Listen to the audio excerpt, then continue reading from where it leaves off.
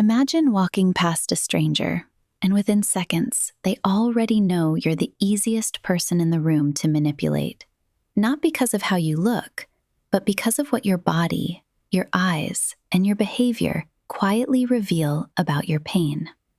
A therapist explained that manipulators say they can spot vulnerable people instantly, and what they look for is honestly terrifying. In today's video, a therapist explains how manipulators choose their target. When I work with women to help them understand what I've learned from these men, from their mouth, right? They also tell me that they see you coming a mile away, that they can pick you out of a crowd of 100 women. This is what they tell me. And I always say they scan you like a document. They look at you from head to toe and they read you and they know exactly who you are. And they tell me that they can tell who you are by your picture on the dating app. The first picture you put, they can tell. And I said, no. Explain this to me. And they said, it's in your eyes. They said, it's in your eyes. Your vulnerability is in your eyes. And I said, how? And this man said to me, the picture that you choose to represent you, you choose that. No one's choosing that for you. You are choosing that picture. So you're sending a message. You're sending a message. And you think it's the picture that the best lighting, you look the best. It's the picture that reveals you, what you're hiding, what you are hiding. So they know. So own your space, right? Own your space and know that you can't hide. They can see your vulnerability. Your relationship to your vulnerability is what's important. What's scary is manipulators don't always find victims by luck. A lot of them study people the same way a hunter studies patterns. The therapist explained that some men she spoke to in prison said they could spot vulnerable people almost instantly, not because they had superpowers, but because they learned how to read behavior, the posture, the eye contact, the nervous smile, the need for approval, the way someone avoids conflict, the way someone ignores their own discomfort just to keep the peace. And the chilling part? Most people think vulnerability is weakness. It's not. Vulnerability is human. What manipulators are really looking for is someone disconnected from their own boundaries. They're looking for the person who doubts themselves, the person who explains away red flags, the person who ignores their intuition because they don't want to seem rude, the person who wants to be chosen so badly that they stop choosing themselves. That's why the therapist said they see beyond the makeup, because manipulation has very little to do with appearance. You can look confident on the outside and still carry loneliness, people-pleasing habits, unresolved trauma, fear of abandonment, or the need to feel validated. And manipulators are experts at sensing emotional hunger. Some of them don't even consciously think about it anymore. It becomes instinct. They notice who apologizes too much, who laughs nervously, who overshares quickly, who keeps giving chances after being disrespected, who's desperate to be understood, who's trying to heal by being loved instead of healing first. And honestly, this is why self-awareness matters so much. Because the more disconnected you are from yourself, the easier it is for someone else to define your reality for you. A manipulator doesn't usually enter your life looking dangerous. Most of the time, they look comforting, charming, understanding. They study what you crave emotionally, then mirror it back to you. That's why people later say, "I ignored the signs." Deep down, the signs were there, but the emotional need was louder than the intuition. And maybe that's the real message here. Predators don't just look for weakness. They look for unhealed pain that doesn't know its own value yet. Now going to the vulnerability part, what are they actually picking up on? So you said that they scan you. Yes. Let's start with the eyes, because you said that. Yes. What in the eyes do you think that they're spotting? What they've said to me is that they don't see the makeup. They don't see the clothes. They don't see what you think people want to see. They see your vulnerability. and they pick up on micro movements in your face, micro movements in your body, and they are noticing everything subconsciously that you're not aware of.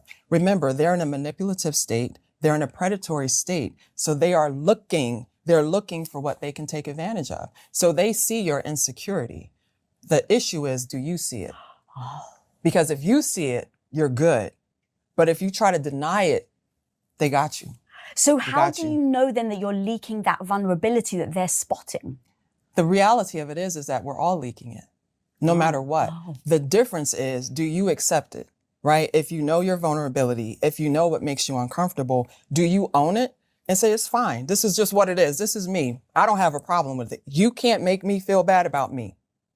They pick up on that. They don't want anything to do with it because they can't manipulate you. They can't, because you are fine with your own insecurity and your own wounds. So it's not that you have to eliminate then the vulnerability. It's just that you have to own it and say, I know it. So you can't press my buttons without me giving you permission. Like, I know my buttons. I'm good. You're not doing anything to me. This is the thing. As a therapist, people assume that they come to me to change. I'm not interested in changing you. I'm interested in helping you become more of who you are. And the wound is a part of who you are. The insecurity is a part of who you are. You're not going to run from it. You're going to go to it. And when you go to it, that's your greatest protection. Oh, wow. And this right here is the part people don't talk about enough. She said, we all leak vulnerability. Every single person. And honestly, I love that she said that, because vulnerability itself is not weakness. Being human is not weakness. The real difference is, do you own your vulnerability or do you deny it? Because when you deny it, that's when manipulators start catching on to you. If you're walking around pretending certain things don't hurt you, pretending you don't need validation, pretending you're okay with disrespect when deep down you're not, people who manipulate others can sense that disconnect. They notice when somebody is trying too hard to appear unbothered, while internally they're struggling. That's why she said they can see it in your eyes. It's not magic, it's behavior, it's patterns, it's the nervous laughter, the over-explaining, the fear of saying no, the constant need to be accepted. And this might have been my favorite part of what she said. Therapy doesn't change you. It reveals you. That line is deep because a lot of people think therapy is supposed to turn them into a completely different person. But therapy isn't about creating a fake version of yourself that looks more acceptable to the world. It's about uncovering who you already are underneath all the survival habits, underneath the people-pleasing, underneath the fear of abandonment, underneath pretending to be okay all the time, underneath constantly shrinking yourself so other people feel comfortable. And honestly, I think manipulators benefit from people who don't fully know themselves yet. Because if you don't know yourself, it becomes easier for somebody else to define your worth, your reality, and your boundaries for you.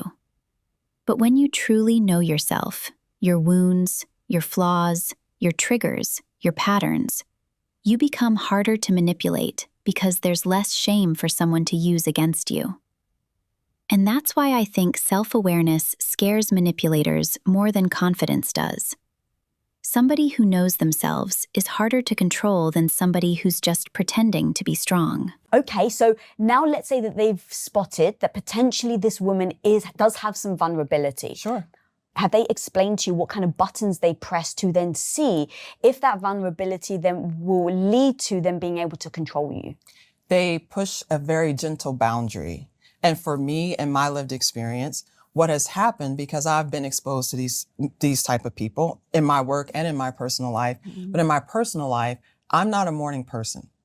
And I make that very clear. Don't call me before 10. It's not going to work for me. I'm grouchy. My voice is deep. You know what I mean? You're not going to like it. And so if you call me before then and I've asked you not to, you're not listening to me. That's a boundary. That is a boundary. And when I've had people do that, I've answered the phone and be like, yo, I told you don't call me.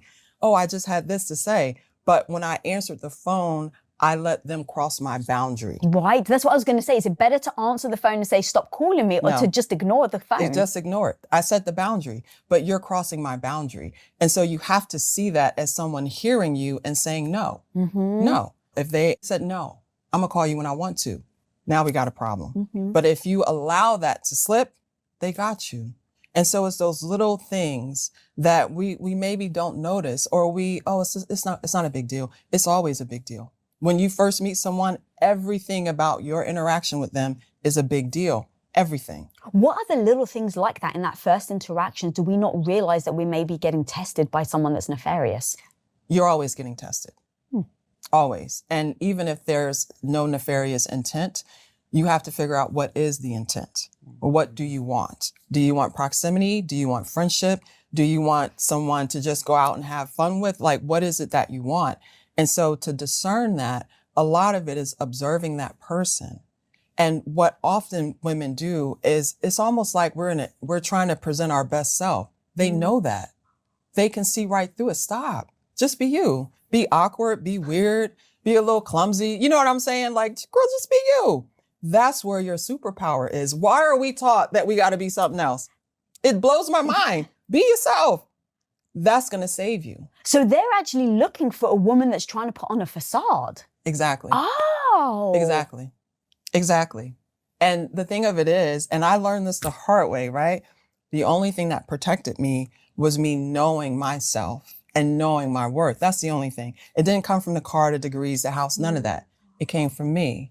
And so it came from me knowing my vulnerability and protecting it. I don't need nobody's help to protect me. None. I can protect my vulnerability. I don't need your help. That's what keeps me safe.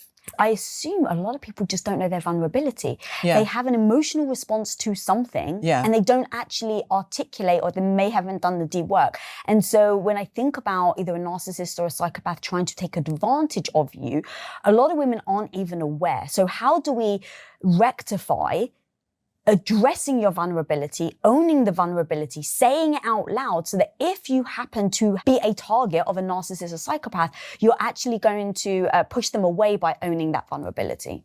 So we're all targets. Narcissists and people who are manipulative, they don't have a type. They don't have a type. They are looking for everybody, everywhere, all the time, right? They don't have a type. What happens is we entertain them. And so you're going to come across these people at work, someone trying to sell you a car. It doesn't matter. They are everywhere. And so you can't avoid them. But what you can do is say, I'm going to be observant of people that are around me, and understanding that people that want to take advantage of me want to keep me emotional. They want to get an emotional response from me. They want to get me in my feelings and stay in my feelings, because we're easy to be manipulated when we are emotional. That's the key. People are doing things on purpose. They're doing it on purpose. And so someone trying to get you, trying to evoke a lot of emotion is manipulating you 100%. Okay, wait. First of all, the interviewer's reactions are killing me, because you can literally see her realizing in real time how deep this conversation actually is. She looks genuinely disturbed, but fascinated at the same time. But this is where I slightly disagree with the therapist, because she says manipulators don't really have a type. And I get what she means, but honestly, I think they absolutely do have a type. Now, I'm not saying manipulators only target one kind of person physically or socially. I think what she means is they can target anybody. But if we're being real, there are certain emotional patterns manipulators are naturally drawn to more than others.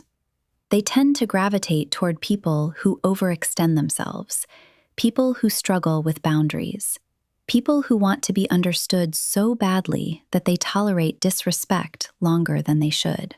People who confuse potential with reality. People who constantly give the benefit of the doubt. People who think being patient will eventually make somebody treat them right. That is a type. And sometimes the type isn't weakness. Sometimes it's empathy. Highly empathetic people can actually become targets because manipulators know empathetic people will spend more time trying to understand bad behavior instead of immediately walking away from it. They know certain people will say, maybe they're just hurt. Maybe they had a hard childhood. Maybe I can help them heal. Meanwhile, the manipulator is benefiting from all those extra chances. And another thing, manipulators also seem drawn to people who haven't fully learned to trust their own intuition yet. Because once somebody trusts themselves deeply, manipulation becomes harder. You can't easily gaslight somebody who pays attention to their instincts. So yeah, I understand what the therapist means when she says manipulators don't have a type.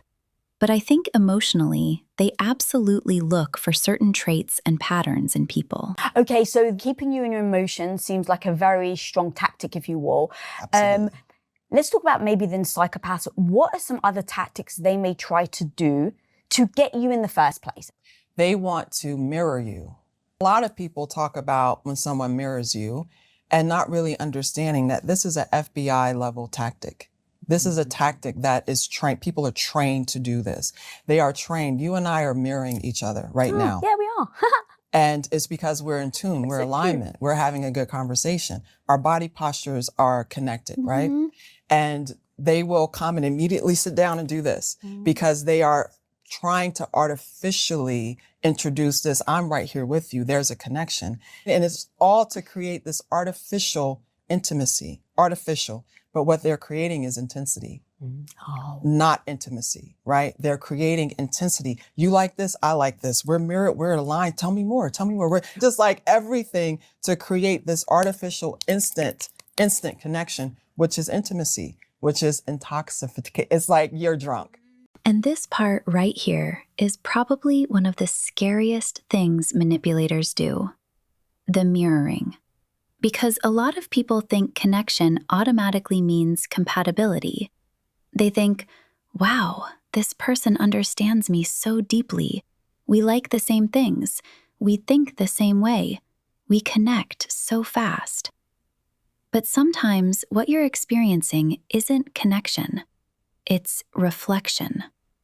Manipulators study you first. They pay attention to your personality, your interests, your wounds, your values, even your insecurities. And then they slowly mirror it back to you like a psychological copy machine. If you talk about feeling misunderstood, suddenly they've never felt understood either. If you value loyalty, suddenly loyalty becomes their biggest value too. If you open up about trauma, suddenly they have a similar story that makes you feel emotionally bonded to them. And the reason this works so well is because as humans, familiarity creates comfort. We naturally trust people who feel similar to us. That's why these connections can feel so intense so quickly. You start thinking, this person just gets me. I've never connected with somebody this fast. It feels like I've known them forever. Meanwhile, the manipulator is building a version of themselves specifically designed to emotionally attach you to them. And honestly, I think this is why some people feel confused after toxic relationships end. Because they start asking themselves, was any of it even real? Sometimes the connection felt real because your emotions were real. Your vulnerability was real. Your attachment was real.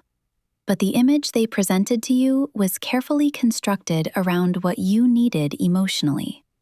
That's why self-awareness matters so much. Because when you truly know yourself, you become less hypnotized by fast emotional chemistry. You stop confusing being mirrored with being genuinely understood. What's interesting then is they're waiting for that moment where you are then, oh my God, I feel like I've known you forever. Exactly. Is that what they're really waiting for? And they know, aha, I got you. They want you to feel safe. But here's the thing. They're not talking to me. They're not talking to you. They're talking to the teenager inside of us. They're talking to the part of us that was confused and isolated and angry. They're talking to the little girl that took care of everyone, that washed the dishes, that made sure their siblings were okay. That's who they are talking to. That's who you can't hide. And they make that part feel safe. That's the key. They make that teenager in you feel safe and seen. That's what they're doing. And that's why it goes past your conscious mind, because they're digging into your subconscious mind where that fear and that insecurity lives. And they are so good at tapping it. And this just came to me. I worked with a boy, a teenager. I was maybe 2 years out of school. And he was mad at me. I was working in a group home and he got mad at me. You know what he said to me? He looked me dead in my face. He said, "You will never get married and you will never have kids." This is a 14-year-old boy.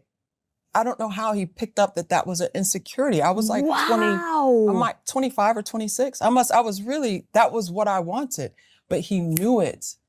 How we used to call kids that do that ear hustlers, like they ear hustling, they listening.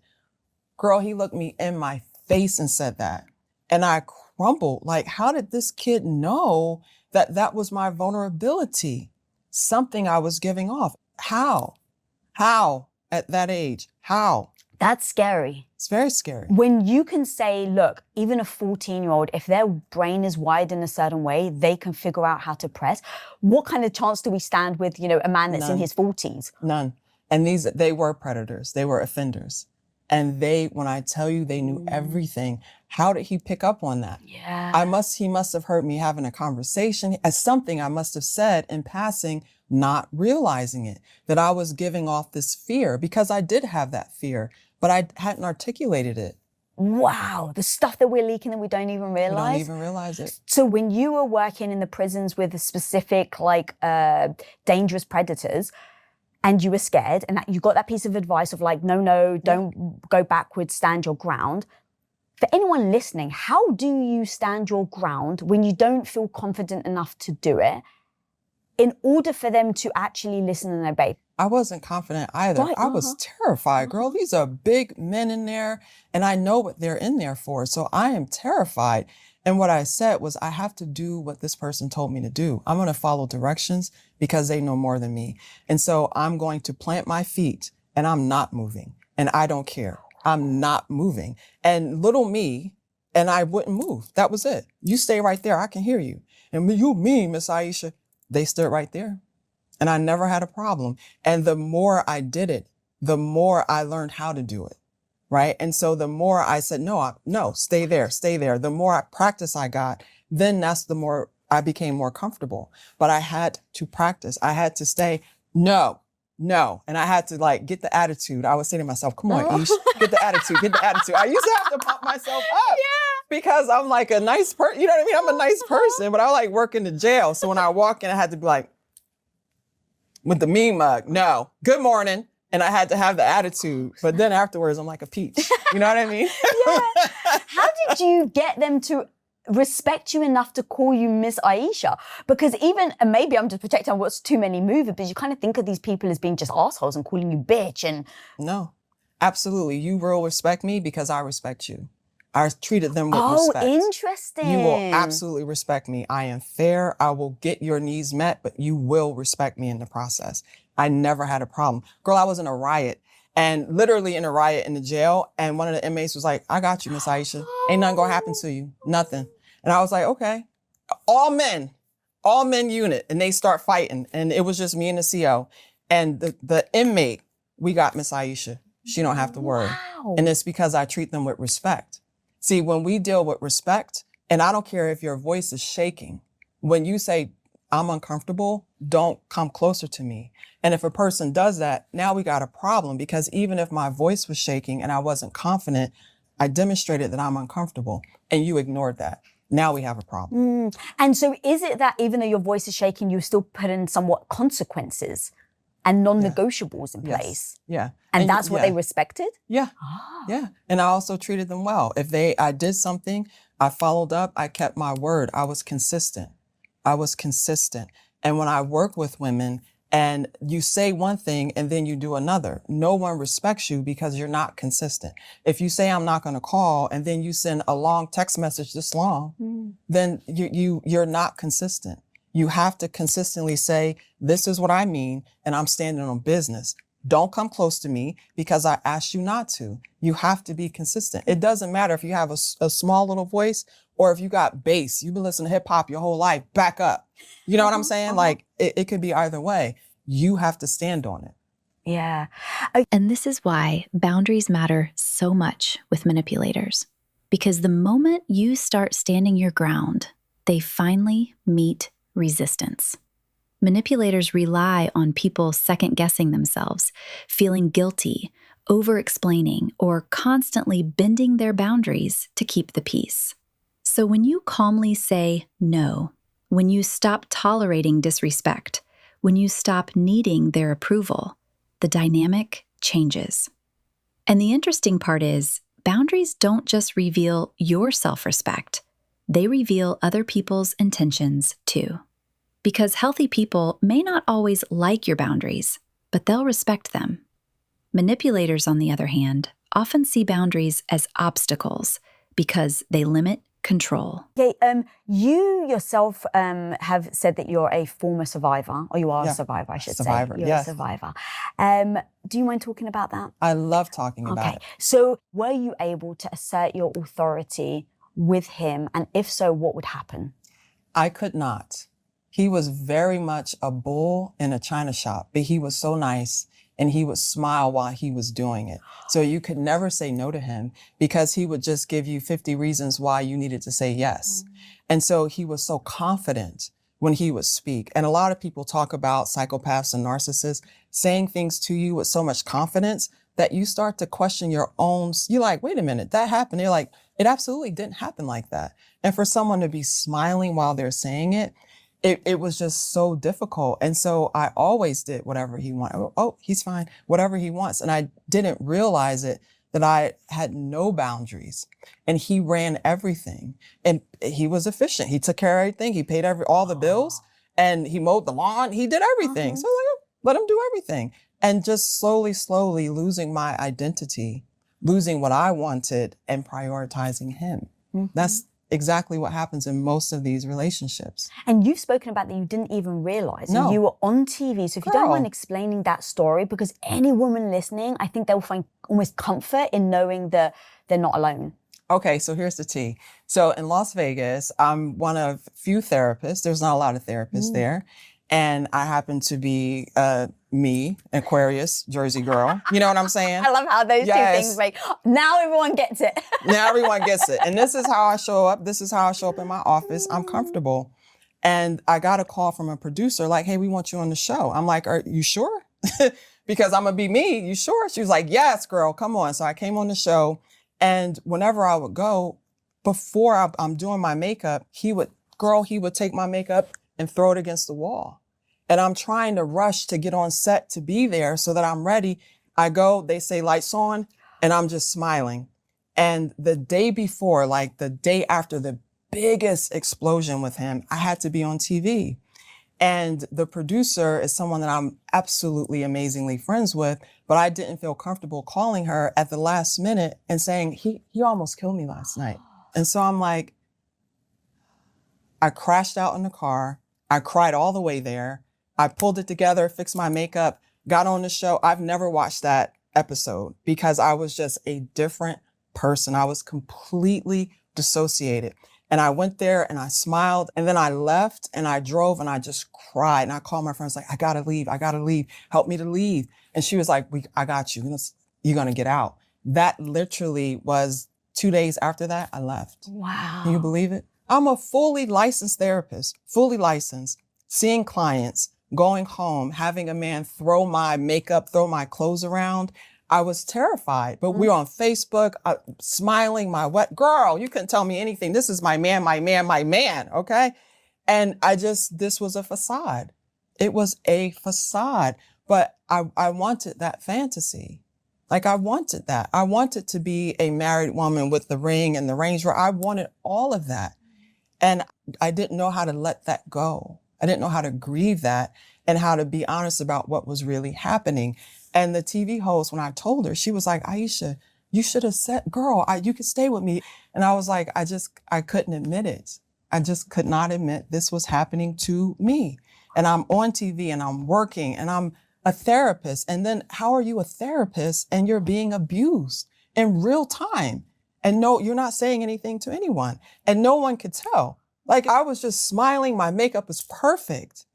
Girl, it's what we have to survive. We really do. Thank you so much, by the way, for sharing that. Thank you.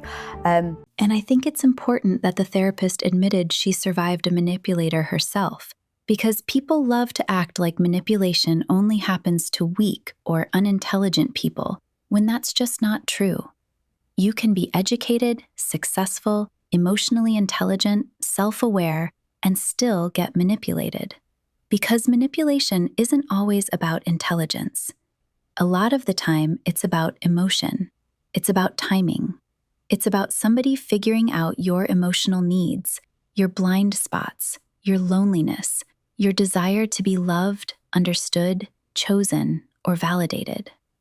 Some of the smartest people in the world still crave connection.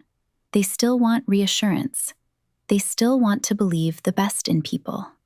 And manipulators know that. That's why I think people need to stop asking, how did they fall for it? And start understanding how psychological manipulation actually works. These people don't always come into your life looking dangerous. Sometimes they come looking understanding, charming, attentive, emotionally available, almost like the exact thing you were missing. And honestly, I think the biggest lesson from this whole conversation is that self-awareness is protection. The more honest you are with yourself about your wounds, your patterns, your insecurities, and your boundaries, the harder it becomes for somebody else to weaponize them against you.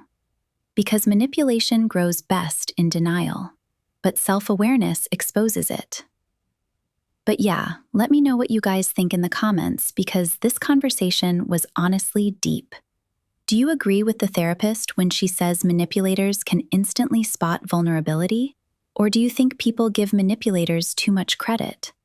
If you enjoyed the video, leave a like, subscribe if you're new, and I'll catch you guys in the next one.